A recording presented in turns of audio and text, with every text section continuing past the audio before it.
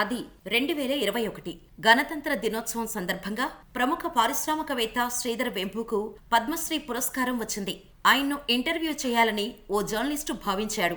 వివరాలు ఆరా తీయగా శ్రీధర్ ఓ కుగ్రామంలో ఉన్నట్టు తెలిసింది. వెంటనే ఆయన్ను వెతుక్కుంటూ తమిళనాడు రాష్ట్రం తెన్కాసి జిల్లా మఠలంపరేకు వెళ్లాడు. ఎర్ర చొక్కా తెల్లపంచ ధరించి ముఖాన చిరునవ్వు చెదరకుండా సైకిల్ తొక్కుతూ రోడ్డుపైన కనిపించిన అందర్నీ ప్రేమగా పలకరిస్తూ ఓ మధ్య వయస్కుడు వెళ్తున్నాడు. అందర్నీ పలకరిస్తున్నారంటే ఈయనకు లోకల్ గా అందరూ తెలిసి ఉంటుందని అనుకున్నాడు. నేరుగా ఆయన దగ్గరికే వెళ్లి, ఈ ఊరిలో శ్రీధర్ వెంపు అనే కోటీశ్వరుడు ఉన్నారు కదా, ఆయన ఎక్కడ ఉంటారని అడిగాడు. ఆ మధ్య వయస్కుడు పక్కున నవ్వి, నేనేనయ్యా ఆ శ్రీధర్ వెంపుని అని చెప్పాడు. అంతే, ఆశ్చర్యపోవడం ఆ జర్నలిస్టు వంతైంది.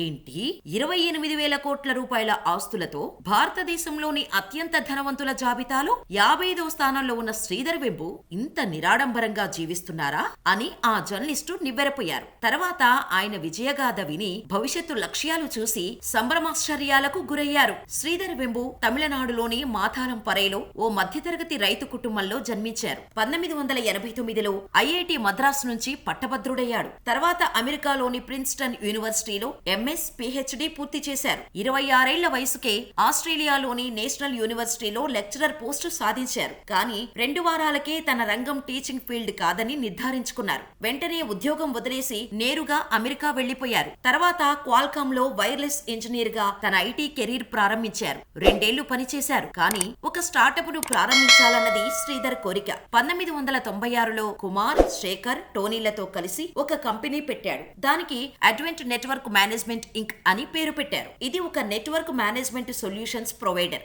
దీనికి మొదట్లో టోనీ సీఈఓ. కంపెనీ పెట్టిన కొద్ది రోజులకే శ్రీధర్ క్వాల్కామ్ లో ఉద్యోగానికి రాజీనామా చేసి ఇండియాకు వచ్చేశారు. మంచి జీతం వచ్చే ఉద్యోగానికి రాజీనామా చేసినందుకు అంతా ఆశ్చర్యపోయారు. కుటుంబ సభ్యులు శ్రీధర్ కు నచ్చజెప్పి మళ్లీ అమెరికా పంపేందుకు ప్రయత్నించారు. కానీ శ్రీధర్ ఎవరి మాట వినలేదు. ఇండియాలోనే ఉండి వ్యాపారం చేయాలని డిసైడ్ అయ్యాడు. 1997 చివరి నాటికి కంపెనీ సేల్స్ బాగా పెరిగాయి. కంపెనీని డెవలప్ చేసేందుకు అప్పటి వరకు వచ్చిన లాభాలను పెట్టుబడులుగా పెట్టారు. 1998 నాటికి వాళ్ళ సేల్స్ విలువ $10 లక్షలకు చేరింది. 2000 సంవత్సరంలో టోనీ సీఈఓ పదవి నుంచి తప్పుకున్నాడు. తర్వాత శ్రీధర్ వెంపు కంపెనీ సీఈఓ అయ్యాడు. 2009 సంవత్సరంలో కంపెనీ పేరును జోహో కార్పొరేషన్ గా మార్చారు. శ్రీధర్ కు పల్లెలంటే చాలా ఇష్టం. గ్రామాల అభివృద్ధికే ఆయన ప్రాధాన్యమిస్తారు. అందుకే 2019లోనే తన సొంతూరికి పూర్తిగా షిఫ్ట్ అయిపోయారు. తన కంపెనీని సొంతూరు మఠలంపరేకు పెట్టాడు. దీనివల్ల ఉద్యోగులకు లివింగ్ కాస్ట్ తగ్గుతుంది. కంపెనీ ద్వారా ఆ గ్రామస్తులకు ఉపాధి కల్పించినట్టు అవుతుందని భావించారు. అలాగే ఈ నిర్ణయం వెనుక గొప్ప ఆలోచన కూడా ఉంది. గ్రామీణ ప్రాంతాల నుంచి వలస వెళ్లడం వల్ల నగరాలు తీవ్ర ఒత్తిడి ఎదుర్కొంటున్నాయి. ఉదాహరణకు 2019లో చెన్నై తీవ్ర నీటి కొరతను ఎదుర్కొంది. నీటిని రైళ్లలో తీసుకురావాల్సిన దుస్థితి ఏర్పడింది. బెంగళూరుకు తన సొంత మౌలిక సదుపాయ సమస్యలు ఉన్నాయి.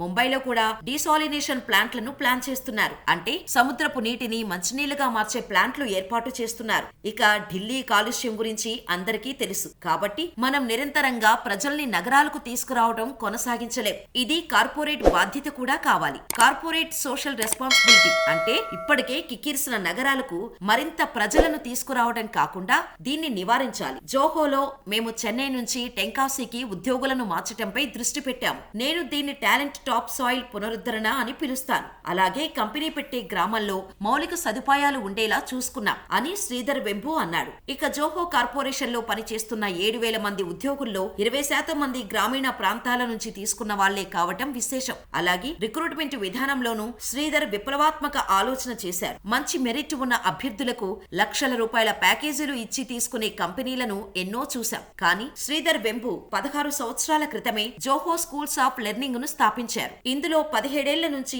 20 ఏళ్ల వయసు ఉండి 12వ తరగతి పూర్తి చేసిన లేదా వృత్తిపరమైన డిప్లొమా కలిగిన గ్రామీణ విద్యార్థులను ఎంపిక చేస్తారు. వారికి web designing, programming, networking, marketing వంటి విషయాల్లో ఉచితంగా ప్రాక్టికల్ శిక్షణ ఇస్తారు. శిక్షణా కాలంలో ప్రతి విద్యార్థికి నెలకు కనీసం 10,000 స్టైపెండ్ కూడా ఇస్తారు. వారికి ఇంగ్లీష్ కమ్యూనికేషన్ నైపుణ్యాలు కూడా బోధిస్తారు. కోర్సును విజయవంతంగా పూర్తి చేసిన వారు జోహో కార్పొరేషన్ లో ఉద్యోగంలోకి పరిగణలోకి తీసుకుంటారు. దీనివల్ల కంపెనీ ఖర్చు చాలా తగ్గింది. అలాగే గ్రామీణ యువతకు ఉద్యోగాలు దక్కాయి. గ్రామీణ ప్రాంతాల్లో ఉపాధి అవకాశాలు మెరుగుపరిచేందుకు శ్రీధర్ వెంబు ఎన్నో ప్రణాళికలు వేస్తున్న సమయంలోనే ప్రపంచాన్ని కరోనా వైరస్ మహమ్మారి కమ్మేసింది. దేశమంతా లాక్డౌన్ పడింది. ఈ లాక్డౌన్ వల్ల పేద ప్రజలు అల్లాడిపోయారు. ఈ పరిస్థితిని చూసిన శ్రీధర్ చలించిపోయారు. పేదలకు ఉచిత భోజనం అందించడం మొదలుపెట్టారు. మొదట్లో రోజుకు 6,000 మందికి కడుపులు నింపిన శ్రీధర్ క్రమంగా ఆ సంఖ్యను పెంచుకుంటూ రోజు 30,000 మందికి పైగా ఉచితంగా భోజనాలు పెట్టారు. ఇక రాజకీయ అంశాల్లోనూ శ్రీధర్ చాలా స్వేచ్ఛగా వ్యాఖ్యలు చేస్తుంటారు.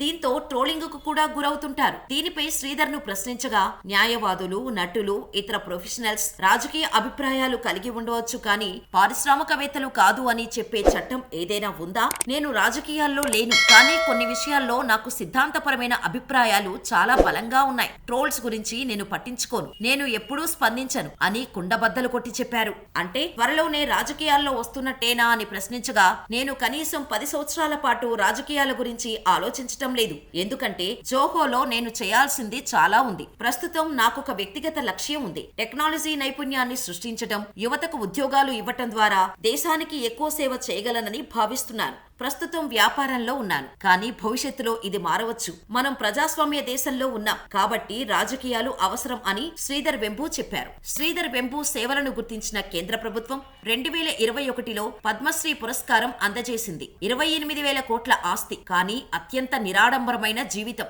గ్రామాలను తీర్చిదిద్దాలనే లక్ష్యం, పేద ప్రజలకు సేవ చేయాలనే మార్గం. ఇంతటి విలక్షణ సుగుణాలు ఉన్న వ్యక్తి రాజకీయాల్లోకి వస్తే ఎలాంటి మార్పులు తీసుకురాగలరో మీ అభిప్రాయాన్ని మాకు కామెంట్ చేయండి.